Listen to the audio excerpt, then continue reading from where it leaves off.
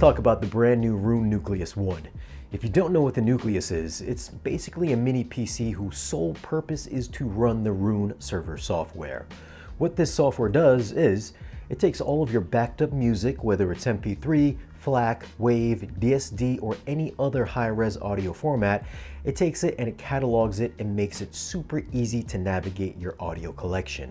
If your collection is stored on an SSD, you can mount it in the Nucleus One on the bottom of the device, or you can plug the drives into the Nucleus using the two USB ports that are on the back of the unit. Now, if you're someone like me who doesn't have any backed up music on hard drives, you can add your Tidal or Qobuz account in Roon and it'll make searching for the music that you want to listen to super easy to navigate and find. So if you've got your music subscription services and personal backed up music, Roon will catalog and treat all those sources as one unified starting point within the Roon app, which is available on Mac and PC or Android and iOS. Now, of course, you don't need a Nucleus to get Roon up and running. You can install the Roon software on Mac or PC, but for me personally, I find that once there is a new update or a security patch for the Mac or the PC, it knocks out the Roon server and you've got to go in and restart Roon in order to start playing music again. I know it doesn't seem like a big deal, but it does become a hassle having to turn on the TV or your monitor and do a 10-minute update or longer to the OS just to hear the latest Ariana Grande song. Having the Roon Nucleus in my system, everything is done in the background for you, and the Nucleus's sole purpose is to run Roon exclusively, whereas running it off a Mac or a PC, there's a ton of other things that those platforms are doing in the background. I'd always have a ton of downtime running Roon off of my PC. Using the Nucleus One, I haven't had one issue in the past couple months that I've had it. Well, this is the brand new Nucleus One from Roon, and it's also their more affordable option. I know they have the Nucleus Titan, which is their more premium version with the aluminum chassis, but this one is going to be more affordable. So if you don't need something as beautiful looking, this might be the one for you. Inside, we've got the power adapter, power cord for the power adapter, some screws, which I believe are for the SSD, and then here we have the Nucleus itself. So it does come nicely packaged in the box. We have on the top here, whoa, look at that. We get that nice little design, the little grill. There's a nice little weird pattern to it, which I think looks pretty cool. So this does have a plastic kind of polycarbonate body. Like I said, the Nucleus Titan has the aluminum extrusions and just a heftier build quality, but this, you know, if you're not going to touch it, kind of looks like aluminum itself. On the front, you get the Roon branding engraved in the front of the plastic there. You get the faux heat sinks on the left and right sides. And then on the bottom, you get your little SSD port, so you just unscrew that, then you can insert your own SSD. So if you want to store your own music on this, you can do that as well. As far as I/O, ins and outs, we've got the power button, we've got two USB inputs, we've got your LAN connection, and then we've got an HDMI out. And it is a fairly compact looking device. I'll put the measurements on the screen, and unlike the previous versions, this does have a pretty nice look to it. So if you want to keep this out on your shelf or on your rack, you don't want to hide it away, this does have a more aesthetically appealing design, I think, personally. You know, that's subjective, but I think it does look better than the older models. So you've got the Nucleus, you've got your music. How do you set it up and actually listen?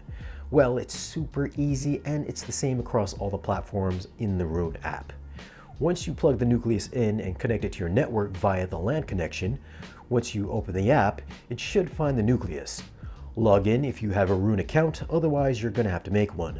Once you're logged in, it'll have you add your backed up music if you have any, or your music services. As you can see, it supports Tidal, Qobuz, and KKBox. I'm a Qobuz user, so I'm going to add that. Next, you'll be taken to the list of music playback devices on your network that is compatible with Roon. Since I'm setting this up on an iPad, I can enable it if I want to use it as a playback device to carry around the house. I've also got Roon-ready devices such as my Evo 150 and Roon-tested devices like my Google Home speakers, Sony receiver, and Apple TVs.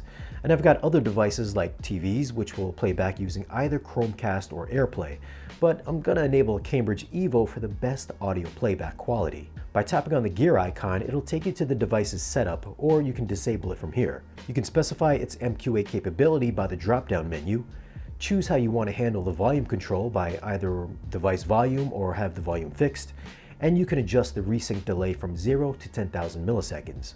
Under the advanced options, there's max sample rate up to 384K, max bits per second up to 32, DSD up to 256, clock master priority.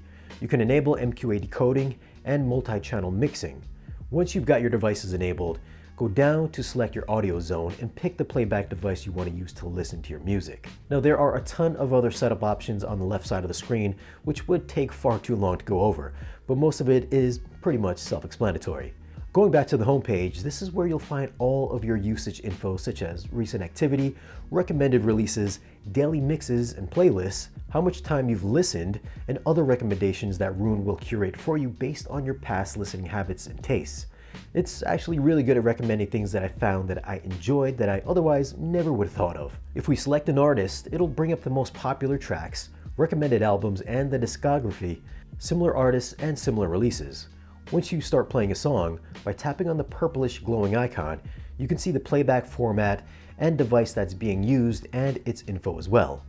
Tapping on the 3 menu button, you can go into Muse, which is the built-in DSP. You can add or adjust filters such as PEQ if you so desire. I personally don't use this feature, but it is a great option to have if you want to tweak the sound output to your tastes. It's got some other playback options such as viewing the lyrics. You can add the album to your library or to your own playlists. You can select other tracks, check out the album credits, and if there's more than one version of the album across the different services, or maybe your personal backup copy is better quality, you can select it from here. Now there's so much more that you can dive into within Roon, but this is just the basics to get you up and running, and it's very simple to get going. You might think, why do I need Roon if I can just use the Tidal app or Qobuz app if I want to listen to something? Well, as mentioned earlier, if you've got multiple services or a huge personal library that you've built up over the years, you can have everything all in one spot. And you're not tied to only listening to this at your home. You can download Roon Arc, which is their mobile app that lets you listen on your mobile device, or if you're in your car using CarPlay or Android Auto. So you can have your personal collection with you on the go. Now there is a cost associated with the service. There's a monthly plan or an annual plan, or if you want a lifetime plan without having to worry about a monthly bill, you can pay the $829. Of course, you can run Roon off of your Mac or PC, but I find using the Nucleus One is the most reliable solution. The One costs $500, or if you want the premium version with the better build quality, the Nucleus Titan, that'll run you $3,700. They do basically the same thing.